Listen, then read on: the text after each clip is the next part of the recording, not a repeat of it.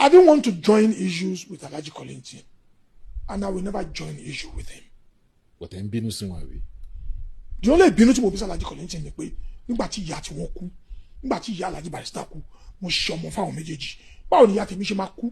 Alhaji Kọlington máa cite excuse tí kò genuine enough. Let's say this to the world that àwọn pè mí ní ìgbàgbọ́. For somebody that joined hand with you to give your mother a befitting burial. The whole world stands out. I move everybody that's movable. I move governor. I move deputy governor. Deputy governor was on seat. Everybody was on seat. I did everything. I handled the whole thing, all the finances, 100%. Kí ni ó bá ṣẹlẹ̀? I want to know nǹkan tó ṣẹlẹ̀. But kò sí nǹkan tó ṣẹlẹ̀ tó dàbí ní tí mo ní mo sọ fún Alhaji Barrister pé àjọ ni o. Nígbà tí ìyá ti ń kú Alhaji Kọlington ṣe kí ni ó wá bẹ̀. Kí làwọn jẹ èmi ń sìn?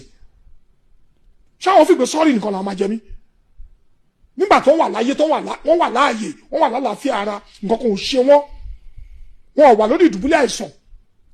Wọ́n sí ìlú òyìnbó kábàá ní pé bí a ṣe náà há sí ìlú òyìnbó tó lè wálé. Let's call a spade a spade. Ṣọ́nà mi ò tó bínú ni. Mi ì dẹ̀ bínú mi ì sọ̀rọ̀ kankan ju pé mo kàn dákẹ́ náà ni. But èyí tí mo sọ ń pa Alhaji Kọlington, it wasn't an insult to him. It was my right to say your mother died. I supported you. My mother died. How do you feel by not talking to me that Wasiu pẹ̀lẹ́ okú lédè ìyá ẹ̀? I want to see who is coming to talk to me about that. Pé nǹkan tí mo ń bínú lé lórí yẹn kò tó bínú lé lórí. And the flimsy excuse you gave is you called me, I didn't pick up phone. You didn't call me to respond to you on the phone when your mother died. You told me practically then, pé Wasiu, bó ṣe dúró ti Síkírù láti ṣòkú yẹ, ló ṣe gbọ́dọ̀ dúró ti kò ṣòkú yá mi. You demanded for it as a right, and I discharged.